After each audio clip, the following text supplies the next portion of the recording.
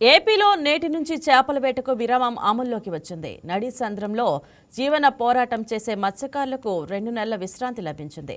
చేపల పునరుత్పత్తి కోసం ప్రభుత్వం 61 రోజుల పాటు చేపల వేటకు విరామం ప్రకటించింది. దీనిపై ఆధారపడి జీవనం సాగిస్తున్న మత్స్యకారులకు వేట నిషేధకాల భృతి కింద ప్రభుత్వం 20,000 చొప్పున సాయం అందించనుంది. లబ్ధిదారులను గుర్తించడానికి తీర గ్రామాల్లో ఈ నెల 17న అధికారులు ప్రత్యేక సర్వే నిర్వహించనున్నారు. పడవలు యజమానులు కళాశీల వివరాలు ఆన్లైన్లో నమోదు చేసి ప్రభుత్వం నిధులు విడుదల చేయగానే సాయం నగదు బ్యాంకులో జమ చేయనున్నారు. వేట ఆగిపోవడంతో సముద్రంలోకి వెళ్లిన మత్స్యకారులు ఇళ్లకు చేరుకున్నారు. తమ పడవలను సముద్ర తీరంలో భద్రపరుచుకున్నారు. వేట నిషేధం ఉల్లంఘిస్తే 5,000 జరిమానాతో పాటు బోటు స్వాధీనం, రిజిస్ట్రేషన్ రద్దు అవుతుంది. అయితే మోటారు వినియోగించని సాంప్రదాయం బోట్లకు వేట నిషేధం నుంచి మినహాయింపు ఉంది. బ్రేకింగ్ న్యూస్ చూస్తున్నాం. ఏపీలో నేటి నుంచి చేపల వేటకు విరామం అమల్లోకి వచ్చింది. నడి సంద్రంలో జీవన పోరాటం చేసే మత్స్యకారులకు 2 నెలల విశ్రాంతి లభించనుంది. చేపల పునరుత్పత్తి కోసం ప్రభుత్వం 61 రోజుల పాటు చేపల వేటకు విరామం ప్రకటించింది. దీనిపై ఆధారపడి జీవనం సాగిస్తున్న మత్స్యకారులకు వేట నిషేధకాల భృతి కింద ప్రభుత్వం 20,000 చొప్పున సాయం అందించనుంది. లబ్ధిదారులను గుర్తించడానికి తీర గ్రామాల్లో ఈ నెల 17న అధికారులు ప్రత్యేక సర్వే నిర్వహించనున్నారు. పడవలు యజమానులు కళాశీల వివరాలు ఆన్లైన్లో నమోదు చేసి ప్రభుత్వం నిధులు విడుదల చేయగానే సాయం నగదు బ్యాంకులో జమ చేయనున్నారు. వేట ఆగిపోవడంతో సముద్రంలోకి వెళ్లిన మత్స్యకారులకు ఇళ్లకు చేరుకున్నారు.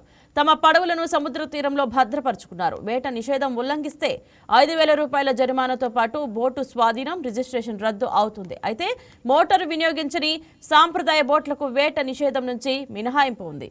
ఇదే అంశం గురించి మరిన్ని వివరాలు అందించడానికి వైజాగ్ నుంచి మా special correspondent Durgaprasad phone in live లో సిద్ధంగా ఉన్నారు. గుడ్ మార్నింగ్ దుర్గాప్రసాద్, చెప్పండి, ప్రస్తుతం ఏపీలో చేపల వేట నిషేధం పరిస్థితి ఎలా ఉంది? Good morning.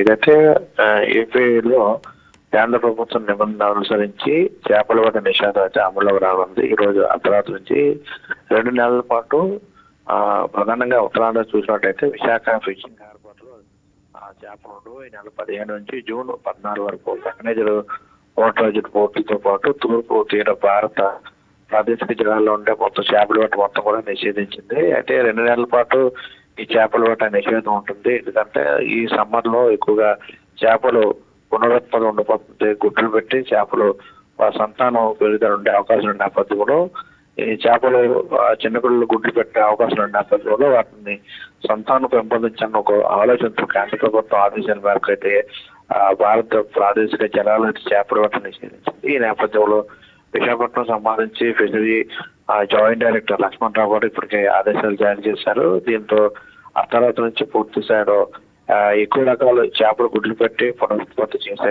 ఈ ప్రాంతం అంతా కూడా మెకనైజ్డ్ బోట్లు కూడా ఎక్కడ కూడా తిరగడానికి వీల్లేదు. అదేవిధంగా సముద్రంలో మత్స్య సంపద పరిరక్షణ కోసం, అదేవిధంగా ఉత్పత్తి సంబంధించి మత్స్యకారుల భద్రత కోసం చేపల వేట నిషేధాన్ని అమలు చేయడం జరుగుతుంది. ఈ నేపథ్యంలో పూర్తి స్థాయిలో అన్ని రకాల ఏర్పాట్లు చేశారు. ప్రధానంగా మోటార్ వినియోగించని సాంప్రదాయ బోటులకు మాత్రమే నిషేధం నుంచి మినహాయింపు ఉంటుంది. అంటే వలలు వేసి తీరం దగ్గర ఉన్న మరపడవలు పట్టుకున్న వారికి మాత్రం ఉంటుంది. కానీ మోటార్ వినియోగించే అన్ని బోట్లు కూడా పూర్తి స్థాయిలో నిషేధాన్ని తప్పకుండా పాటించి పూర్తి స్థాయిలో సహకరించాలని కూడా కోరారు. అదేవిధంగా ప్రభుత్వ నిబంధనలు ఉల్లంఘించిన బోట్లపై కూడా ఏపీ మెరైన్ ఫిషింగ్ రెగ్యులేషన్ చట్టం ప్రకారం 1995 ఏదైతే ఆ చట్టం చేశారో దాన్ని చర్యల కింద చర్యలు తీసుకుంటే ఇప్పటికే ఆదేశాలు జారీ చేశారు. అదేవిధంగా వేట నిషేధానికి సంబంధించి 2 నెలల కాలం కూడా ఏపీ ప్రభుత్వం అయితే బోటుపై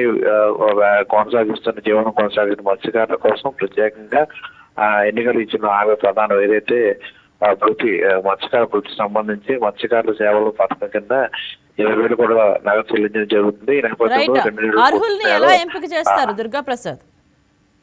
ఏదైతే దానికి సంబంధించి కొన్ని నియమ నిబంధనలు ఇప్పటికే ఆదేశాలు జారీ చేసినా దానికి సంబంధించి ఎంక్వైరీ కూడా జరిగింది. గతంలో ఇచ్చిన లిస్టు ఆల్రెడీ జేడీసీ దగ్గర ఉంది కాబట్టి ఎవరు మెకనైజ్డ్ బోట్లు ఆధారంతో నిబంధనలతో ఉన్నారు, ఎవరు ఫిషింగ్ సంబంధించి పూర్తి స్థాయిలో ఆధారపడుతున్నారు వారిని కూడా ఆల్రెడీ ఇప్పటికే రికగ్నైజ్ చేయడం జరిగింది. ఆల్రెడీ గతంలో ఇచ్చిన వృత్తి లిస్ట్ ఉంది.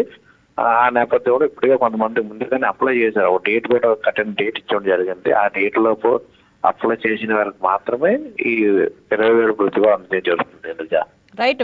వేట నిషేధాన్ని అమలు చేయడంలో అధికారులు ఎలాంటి చర్యలు తీసుకుంటున్నారు? ఇప్పటికే పూర్తిస్థాయిలో యూనియన్ పరంగా కూడా మీటింగ్ పెట్టడం జరిగింది. ఇప్పటికే మత్స్యకార సంఘాలకి ఆదేశాలు కూడా జరిగింది. ఎవరైతే ఇప్పటికే సముద్రంలో ఉంటారో బోట్లు పట్టుకొని వారికి మొత్తం పూర్తిస్థాయిలో సమాచారం అందించారు. పూర్తిస్థాయిలో ఒడ్డుకి చేరుకొని అర్ధరాత్రి నుంచి కూడా పూర్తిస్థాయిలో వేట అయితే అమలు నిషేధం అయితే అమలు కొనసాగుతుంది. రైట్. Thank you Durgaprasad.